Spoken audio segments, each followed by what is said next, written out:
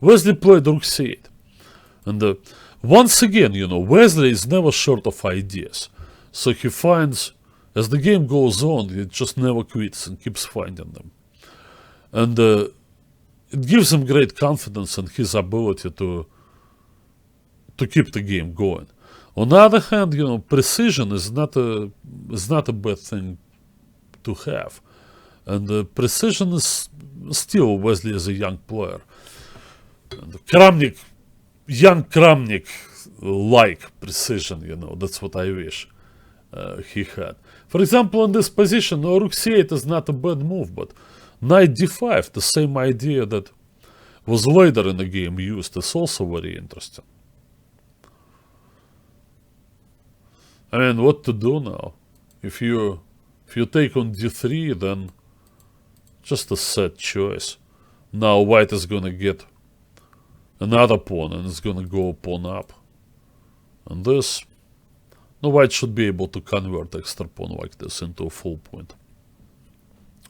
He's got both sides on the board to play on. He can drive the pawn to h6.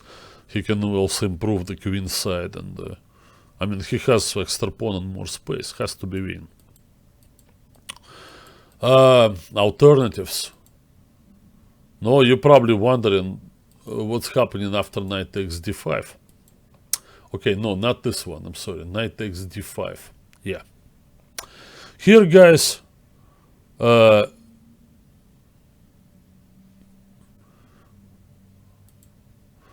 after this and pawn takes, Black's problem is that his king is weaker, and it's particularly with this four rooks on the board, it can get mated.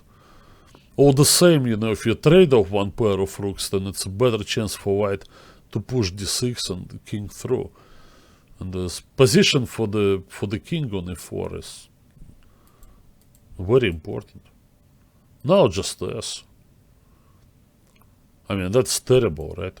The rook is gonna come from here to there, and then there's nothing the black rooks can do against the king on e4.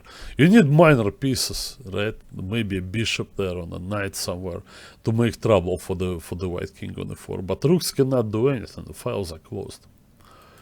And if it doesn't take the pawn and plays something like this, then maybe d6 is the most convincing. Now the huge threat of taking and king d5. So white has too much space and it probably converts it into a win. Well, rook c8. Well, toying with the opponent a little bit. I don't know. Sometimes, well, you may come to regret it. When the winning plan is there, you just execute it Carlson style. Now, so I think, Wesley has the ability to play the kind of chess that made Magnus Carlsen the best player in the world. But as I said, he needs more control and more precision in his play. Maybe he missed that move because now he doesn't get exactly the same because as in the lines where the rook was going to capture the pawn. But finds this, that is just amazing. Out of nowhere. So once again, he offers this pawn on d3. But then the answer would be knight to d5. The knight may be trapped and may be forced to go back to f4. And then white once again will win at least one pawn, possibly two. So he just returned back and rook d8. Now, it was a tough call for Navara. This nightmare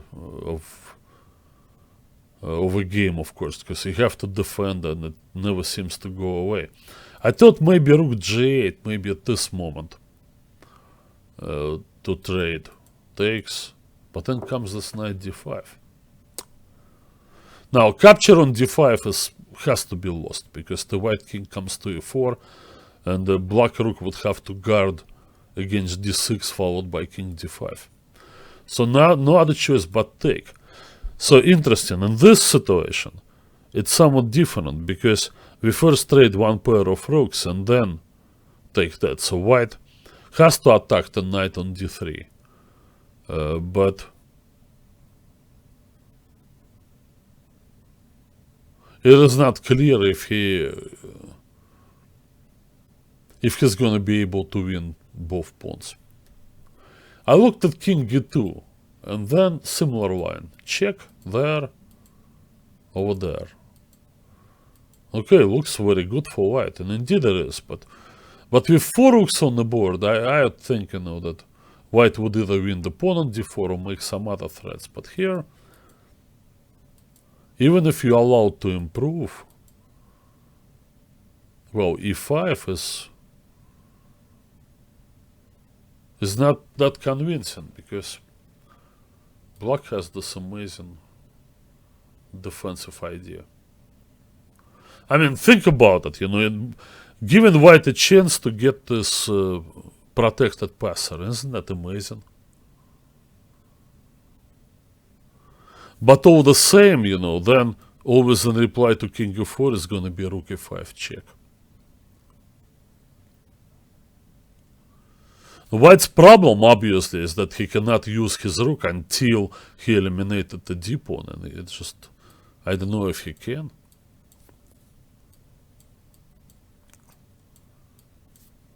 Black seems to be perfectly fine here. Well, try to improve on this situation. I don't know how to do this. Maybe it's not king g2, but... No, anyway, rook g8 was interesting, but David was not able to discern the difference between these lines. And indeed, they look the same, and even after analyzing this position, I'm still not 100% sure of what to do. So he plays this move, and then knight d5 still possible. Obviously, it's because of mate on 8 francs. So he plays this. Well, this was shown by Dian Boshkov today, and he advocated a very interesting move here, the move h4. Indeed, if black didn't have enough problems with the king in this game, then sticking the pawn to h6 would really make him notice that, right? Serves good notice that you have a bad king.